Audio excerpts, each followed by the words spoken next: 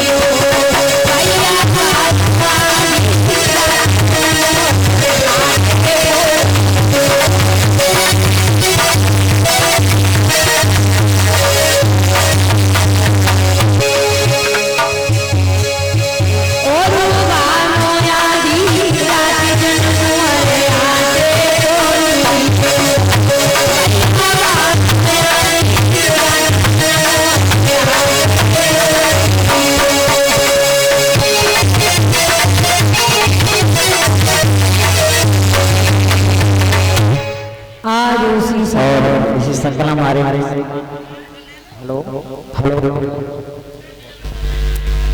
Hello जो फौजी भैया हैं उनकी बड़ी सिस्टर हैं, बहन उनकी आशा नावड़ी, तो एक से एक रुपये हार हमारे गले में, एक से एक रुपये हार हमारी गले में। सॉरी 200 रुपये पर। हाँ, हमारे गले में, हमारी छोटी बहन रचना शास्त्री के गले में और पूरे स्टाफ को 11,000 से सम्मान किया। तो कामना करते हैं भगवान से कि हमेशा हमेशा के दिन में सुख शांति बनी रहे, धर्म के क्षेत्र में आप आगे को बढ़ते हैं। बोली गोविंद भगवान की। और यह जब अक्रूर चले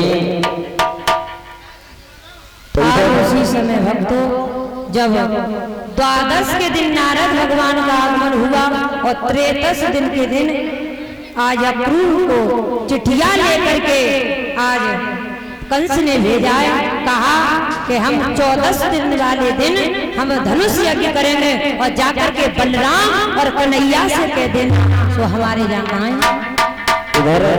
उसी समय जब देवकी और वसुदेव जेल में थे तो सुना अक्रूर जा रहे हैं, तो देवकी आंखों में आंसू भर के रोने लगी, कहने लगे अक्रूर आप जा रहे हो? हाँ, बोलिए सुनो। हाँ, देवकी आंखों में आंसू भर के रोने लगी, बोलिए आरी किस्मती फूटी दुनिया रूठी टूटे सभी सारे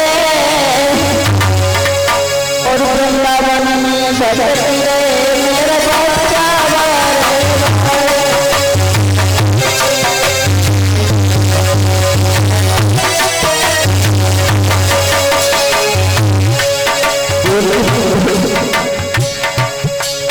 आरी चरण की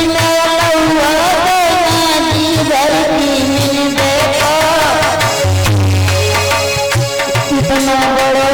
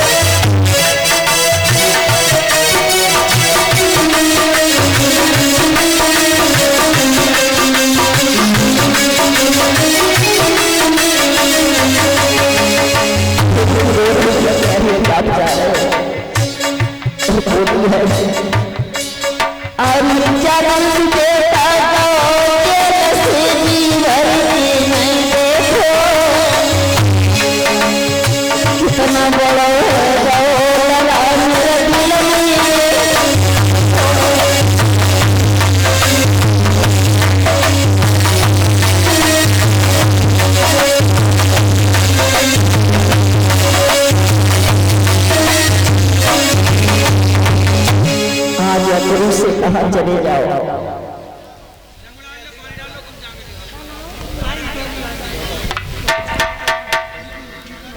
और संकलाना दीपू भाई सुकावा डोली से आए हुए हैं, 201 रुपए का हार हमारे गले में अर्पण किया और हमारी बहन के गले में।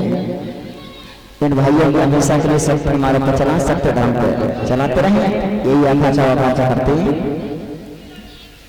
आज हम तो धीरे धीरे समय के अनुसार जब अक्रूर चले तो उसी समय अक्रूर ने कहा, हे भोजराज कंस, तुम्हें पता नहीं है विनाश काले विपरीत बुद्धि, जब इंसान का काल आता है तो उसे कोई नहीं बचा पाता। आज अक्रूर ने रथ लिया और रथ को लेकर के अक्रूर चले। जब अक्रूर जी चले तो कंस से एक बात कही, कौन सी समझ? और बोले कि तेरा रंग बंगई जावे वो अभिमान करे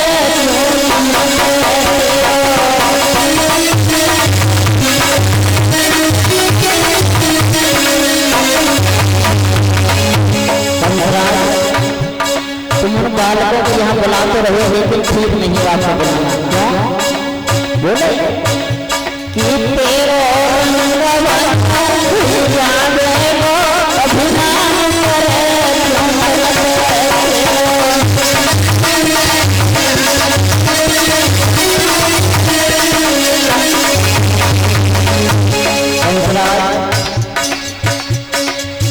अभिमान करो तो परावरणी, अभिमान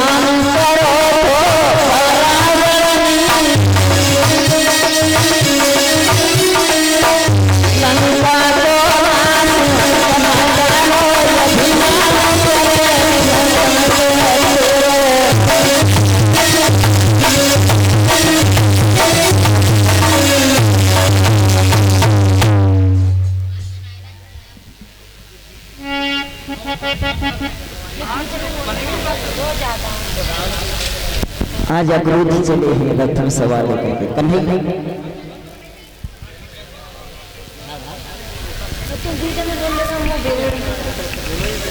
उसी समय आज अक्रूर रथ को लेकर के चले हैं और मन में सोचते जा रहे हैं अक्रूर जी, पर क्या सोचते जा रहे हैं? अरे मन में सोचत जात आज रथ वृंदावन आई।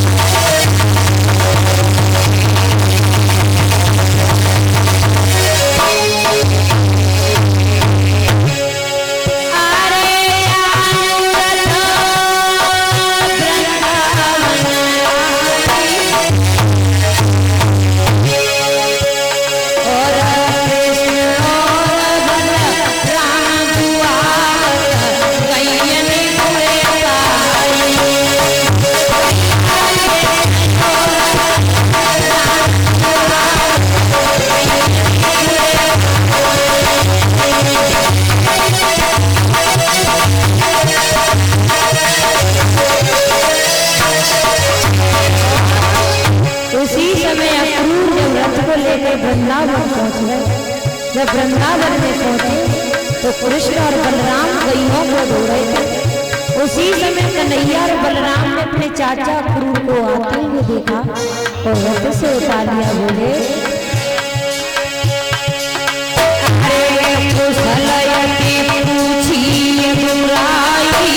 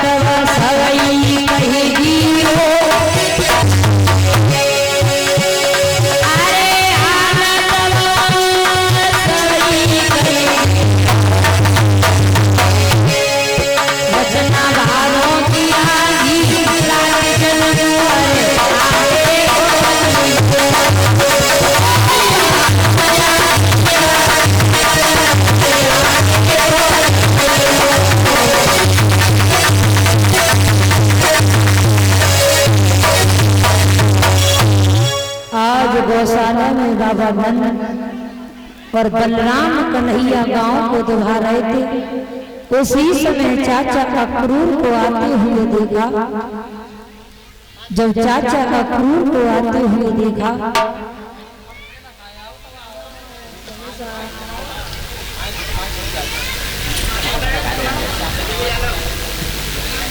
और श्याम सिंह मामा जी जहाँ कहीं पर हो वो सामने आ जाए। और इसी बीच में हमारा ये भतीजा कार्तिक 201 रुपये का हार डालकर सम्मान करता है। भगवान से कामना करती हूँ कि मेरी लिव लॉन्ग इसकी लंबी उम्र हो। और लला कहते हैं 200 दे में बस अंजाव चांस से ले ले। आज उसी समय जब अक्रूर पहुंच जाते हैं तो उसी समय नंद और बलराम कन्हैया ने बड़े प्रेम से अक्रूर को आसन पर बिठा लिया। आसन पर बिठा लिया। उसी समय अक्रूर नंद बाबा ने पूछा, हे अक्रूर, वसुदेव और देवकी का उस जेल खाने में कैसा हाल है?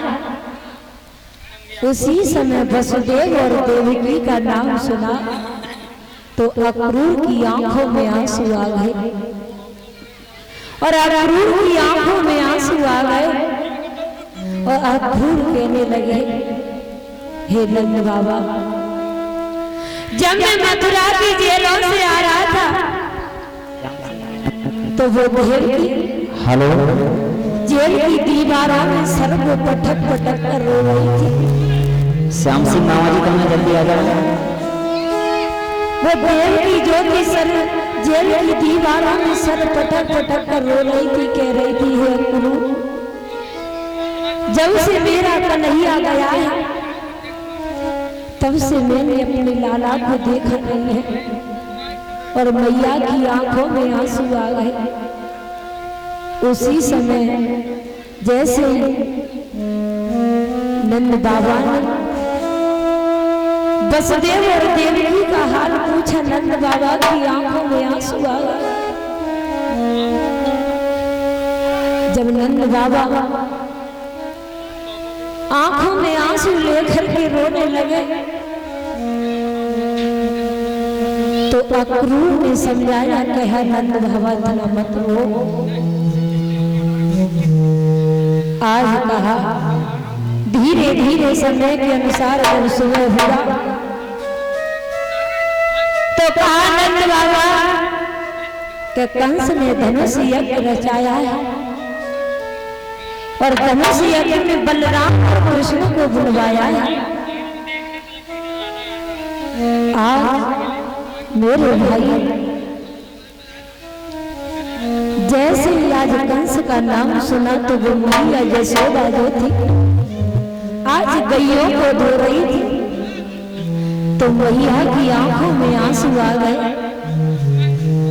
जब मैया की आंखों में आंसू आ गए तो बलराम और कन्हैया अपनी मैया के पास आए और मैया के पास आए तो पूछा, माँ तुम क्यों रो रही हो, तुम्हें किसने रुलाया है? तो मैया कह रही है, बेटा मुझे तो किस्मत में रोना है। उसी समय भगवान कन्हैया कहने लगे, माँ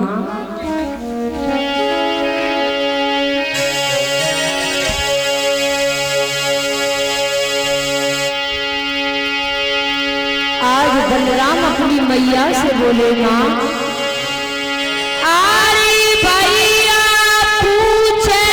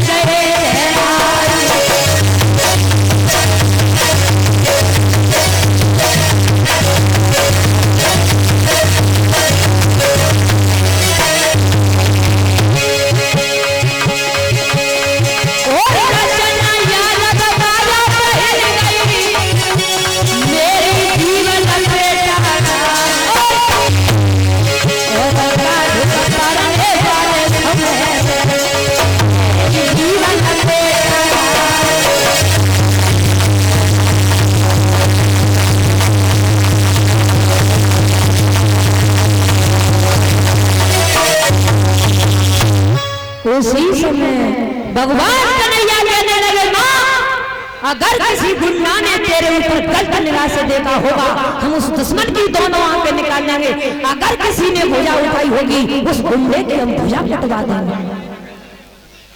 उसी समय भगवान कन्हैया को क्रोध आ गया। उसी समय मैया कहने लगी, पुत्र तुम्हारे जो मामा है ना, उन्होंने धनुष यज्ञ रचाया है पुत्र, और धनुष यज्ञ में पुत्र तुम दोनों बालकों को बुलाया है।